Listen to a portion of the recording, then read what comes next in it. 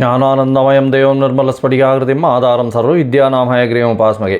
Next gen TV நேயர்களுக்கு astro KS ஐயங்காரின் பணிவான நமஸ்காரங்கள். வார பலன் 9/9/2024 15/9/2024 வரை உண்டான வாரத்திற்கு என்னென்ன பலன்கள் அப்படின்றத பார்க்கலாம்.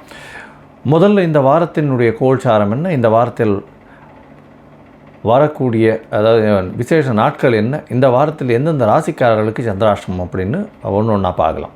இந்த வாரத்தில் இருக்கக்கூடிய கோல்சாரம் அப்படின்னு பார்த்தோமே ஆனால் ரிஷபராசியில் குரு, மிதுன ராசியில் செவ்வாய், சிம்மத்தில் சூரியனும் புதனும், கன்னியில் சுக்கிரனும் கேதுவும், கும்பத்தில் சனி பகவான் வக்ரகதியில் இருக்கார், ராகு 12ஆம் இடத்துல அதாவது மீனத்தில் ராகு இருக்கார்.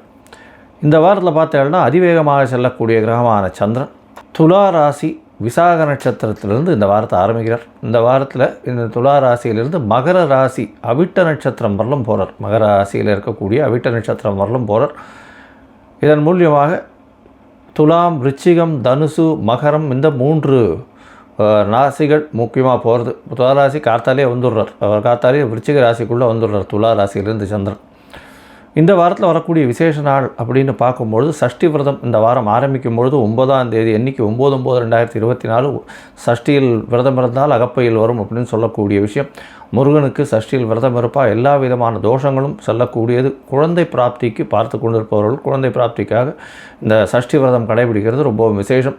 எதிரிகளை வெல்லக்கூடியது இந்த சஷ்டி விரதம். சஷ்டி விரதத்துக்கு விரதம் இருக்கும்பொழுது சஷ்டிக்கு எதிரிகளை வெல்லக்கூடிய உங்களுக்கு ஒரு மனோதைரியமும் நிச்சயமான வெற்றியும் கிடைக்கும். எந்த ஒரு போட்டிகளாக இருந்தாலும் அதில் வெற்றி பெறக்கூடியது இந்த சஷ்டி விரதத்தை இருப்பவர்களுக்கு வெற்றி கிடைக்கும். அதுவும் முருகப்பெருமானை வழிபட்டு செல்பவர்களுக்கு.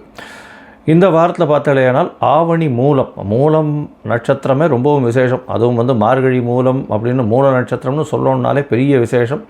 அதாவது சரஸ்வதி தேவியின் பிறப்பு, அதை தவிர ஆஞ்சநேயரன் பிறந்த தினம் என்று சொல்லக்கூடியது ஆவணி மூலம் அதாவது மார்கழி மூலம் ரொம்பவும் விசேஷம்.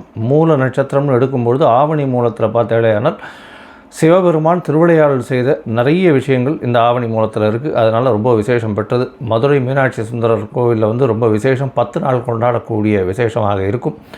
இந்த ஆவணி மூலத்தில் பார்க்கும்பொழுது இந்த நரியை பரியாக மாற்றியது மாணிக்கவாசகருக்கு சொன்னது அதெல்லாம் இந்த ஆவணி மூலத்தில் தான் நடந்தது. ரொம்பவும் விசேஷமான நாளாக எடுத்துக்கொள்ளப்பட்டு இந்த ஆவணி மாதத்தில் வரக்கூடிய மூல நட்சத்திரம். இந்த வாரத்தில் பார்த்தாலேனா ஸ்ரவண நட்சத்திரம் 15ஆம் தேதி அதாவது ஞாயிற்றுக்கிழமை அன்றைக்கி பார்த்தாலேனா திருவோண நட்சத்திரம், ஓணம் பண்டிகை அன்றைக்கி. அது ஒரு பெரிய விசேஷம். கேரளாவில் பார்த்தாலேனா திருவோணம் பெரிய விசேஷமான பண்டிகை. இன்னும் திருவோணத்தில் அப்படின்னா மாபலி திருப்பி அதனுடைய மக்களை பார்க்க வராருன்றது எல்லாரும் சந்தோஷமாக கொண்டாடக்கூடிய நாளாக வைக்கிறது அது திருவோணம். அது தவிர இந்த அத்திப்பூ கோலம் போடுறது அதெல்லாம் ரொம்ப விசேஷம் இருக்கும்.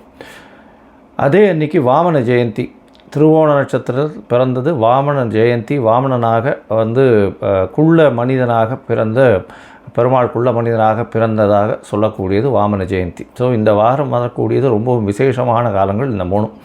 இந்த வாரத்தில் வரக்கூடிய சந்திராஷ்டமம் எந்தெந்த ராசிக்கு அப்படின்னு பார்த்தால் மேஷம், ரிஷபம், மிதுனம் இந்த 3 ராசிக்காரர்களுக்கும் சந்திராஷ்டமம் இருக்குது. சந்திர பகவான் உங்களுடைய ராசிக்கு 8ஆம் இடத்துல மறைந்து இருக்கக்கூடிய காலகட்டத்தில் சந்திராஷ்டமம்னு சொல்கிறோம். சந்திராஷ்டம காலகட்டத்தில் தவறான முடிவுகள் எடுக்கக்கூடும். ஏன்னா சந்திர பகவான் மதிகாரகன். அவர் மறைந்திருக்கும் பொழுது மதி கெடக்கூடிய வாய்ப்பு உண்டு, தவறான முடிவுகள் எடுக்கக்கூடும் அப்படின்றத சொல்கிறோம்.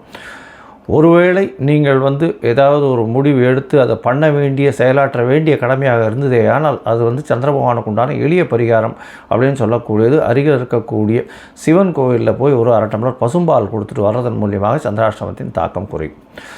சரி, இந்த வாரம் மேஷம் முதல் மீனம் வரை 9/9/2024 15/9/2024 வரை உண்டான நாட்கள் எப்படி இருக்குது அப்படின்றத பார்ப்போம். அதற்கு முன்னாடி என்னுடைய மொபைல் நம்பர் கீழே ஸ்க்ராலிங்கில் வரும். உங்களுக்கு அஸ்ட்ராலஜிக்கல் கன்சல்ட் தேவைப்பட்டதுன்னா எனக்கு ஃபோன் பண்ணுங்க.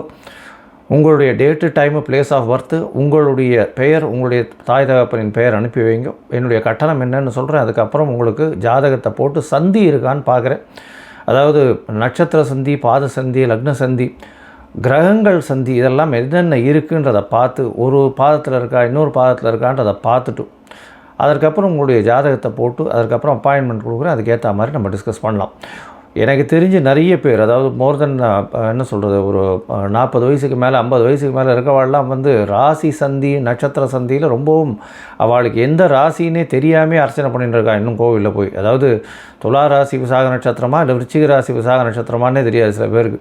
அதே மாதிரி சித்ரா நட்சத்திரம் அப்படின்னு இதுப்பாக இருக்கும், கன்னியா ராசியா துலா ராசியான்றது தெரியாது, மிருகசீரிஷம் ரிஷபராசியா இல்லைன்னா மிதுன ராசியான்னு தெரியாது. இது நட்சத்திர சந்தியே. அதை தவிர ராசி சந்தி லக்ன சந்தியில் வந்து மாட்டிக்கும். லக்ன சந்தியில் பார்த்தேன்னா இவ என்ன லக்னம்னே தெரியாது. இதன் மூலியமாக பார்த்தேன்னா உங்களுடைய கேரக்டர்ஸ் எல்லாமே மாறும்.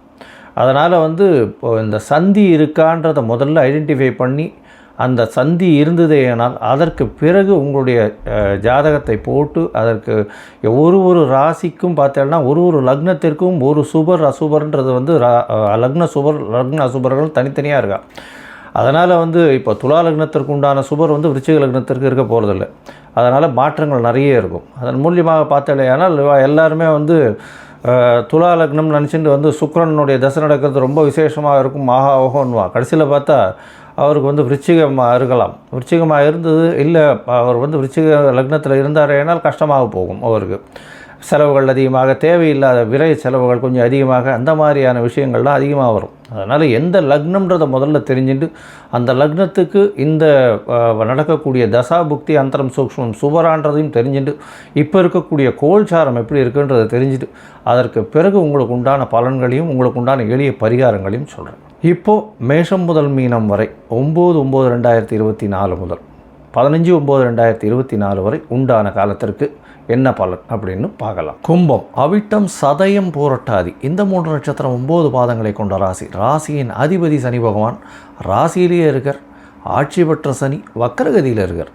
இந்த வாரம் பார்த்தேனால் உங்களுடைய ராசியிலேயே வக்கரகதியில் இருக்கக்கூடிய ஆட்சி பெற்ற சனி உடல் நலத்தில் கொஞ்சம் ஜாகிரதையாக இருக்கும். மென்டல் ஸ்ட்ரெஸ்ஸு கொஞ்சம் அதிகமாக இருக்கும்.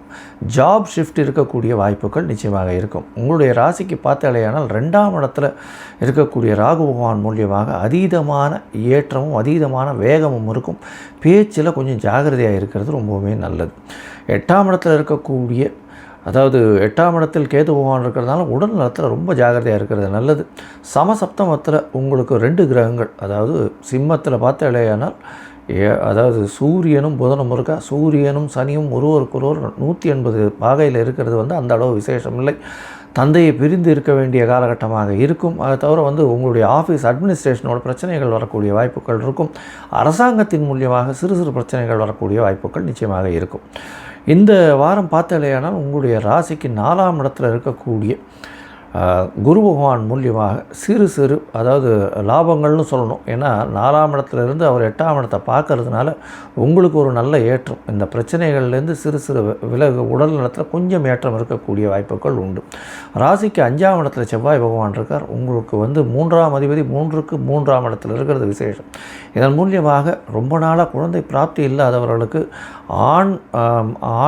ஆணுக்கு விந்து கவுண்ட் கம்மியாக இருக்கிறவர்கள், அதாவது ஸ்பாம் கவுண்ட்ஸ் கம்மியாக இருக்கிறவர்களுக்கு இந்த வாரத்தில் ஸ்பாம் கவுண்ட்ஸ் கொஞ்சம் அதிகமாக இருக்கக்கூடிய வாய்ப்புகள் நிச்சயமாக உண்டு. அதன் மூலியமாக குழந்தை பிராப்திக்கு வரக்கூடிய வாய்ப்புகள் நிச்சயமாக உண்டு. இந்த வாரத்தில் பார்த்தீங்கன்னா உங்களுடைய 9ஆம் அதிபதியும் 9க்கு 12ஆம் இடம்னு சொல்லக்கூடிய 8ஆம் இடத்துல இருக்க. இதன் மூலியமாக சிறு சிறு பிரச்சனைகள் தந்தைக்கு வரும்.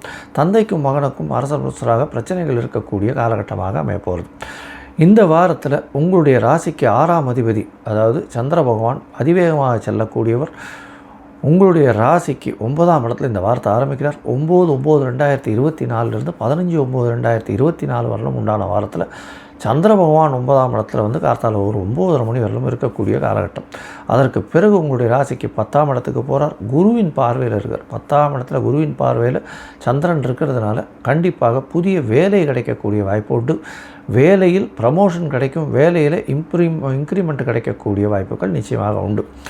இந்த காலகட்டத்தில் பார்த்தேனால் 10ஆம் இடத்துல இருக்கக்கூடிய சந்திர பகவான் குருவின் பார்வையில் இருக்கிறதுனால நல்ல ஒரு ஏற்றம் கிடைக்கும். ஏன்னா உங்களுடைய ராசிக்கு 2ஆம் அதிபதியும் அவர் தான். அதனால் தனஸ்தானத்திலேயே தனக்காரகன் வந்து பார்க்குறார் 10ஆம் இடத்துலனா தொழிலில் அபரிமிதமான ஏற்றமும் தொழிலில் வந்து நல்ல ஒரு பண வரவும் இருக்கக்கூடிய காலகட்டம். உங்களுடைய ராசிக்கு 10ஆம் இடத்துல சந்திர பகவான் 11ஆம் தேதி மாலை ஒரு 6 மணி வரலும் இருக்கார். அதற்கு பிறகு 12ஆம் இடத்துக்கு போகிறார். உங்களுடைய ராசிக்கு 11ஆம் இடத்துக்கு போகிறார். 11ஆம் இடத்துல பார்த்தேனால் 14ஆம் தேதி கார்த்தால வரலும் இருக்கார். செவ்வாயினுடைய பார்வையில் இருக்கக்கூடிய காலகட்டம். அதனால் முயற்சிகள் அனைத்தும் வெற்றி பெறக்கூடிய வாய்ப்புகள் நிச்சயமாக உண்டு. இந்த வாரத்தில் பார்த்தீங்கன்னா 11ஆம் இடத்துல சந்திர பகவான் இருக்கார். 6ஆம் அதிபதி 11ஆம் இடத்துல இருக்கிறதுனால வேலையில் உங்களுக்கு இன்க்ரிமெண்ட் கிடைக்கும், வேலையில் ப்ரமோஷன் கிடைக்கும், வேலை நிமித்தமாக வெளியூர் வெளிநாடு வெளிமாநிலம் செல்லக்கூடிய வாய்ப்புகள் நிச்சயமாக உண்டு. உங்களுடைய ராசிக்கு 12ஆம் இடத்துல சந்திர பகவான் போகிறார். சந்திர பகவான் 12ஆம் இடத்துல போகிறார். 6ஆம் அதிபதி 12ஆம் இடத்துல போகிறார். 14ஆம் தேதி அதிகாலை ஒரு 00:15 ஹவர்ஸிலிருந்து 16ஆம் தேதி காலை ஒரு 4:30-5 மணி வரலும் இருக்கக்கூடிய காலகட்டம். இந்த காலகட்டத்தில் பார்த்தாலேயானால் சந்திர பகவான் 12ஆம் இடத்துல இருக்கிறதுனால வெற்றி நல்லபடியாக இருக்கும். உங்களுடைய வேலையில் ஒரு பெரிய மாற்றம் இருக்கக்கூடிய வாய்ப்பு உண்டு. வேலையின் மூலியமாக சிறு செலவுகள் இருக்கக்கூடிய வாய்ப்பு, புதிய கடன் வாங்கக்கூடிய வாய்ப்புகள் இருக்கும். இந்த வாரத்தில் இந்த கும்பராசிக்காரர்கள், அதுவும் இரும்பு சம்பந்தமான வியாபாரம் பண்ணுறவங்க, இந்த கரிசல் மண், அதை தவிர எண்ணெய் வித்துக்கள், இந்த மாதிரி வியாபாரம் பண்ணுறவங்க, லெதர் பிஸ்னஸ், அதை தவிர ஆயில் பிஸ்னஸ் பண்ணுறவாளுக்கெல்லாம் நல்ல ஒரு ஏற்றம் இருக்கக்கூடிய காலகட்டம். நீங்கள் அருகில் இருக்கக்கூடிய கால வைரவர் மற்றும் இந்த ஆஞ்சநேயரை போய் வணங்கிட்டு வாங்க. நல்ல ஒரு ஏற்றம் இந்த வாரம் உங்களுக்கு வந்தே தீரும். லோகா சமஸ்தா சுகினோ பவந்து. நன்றி, நமஸ்காரம்.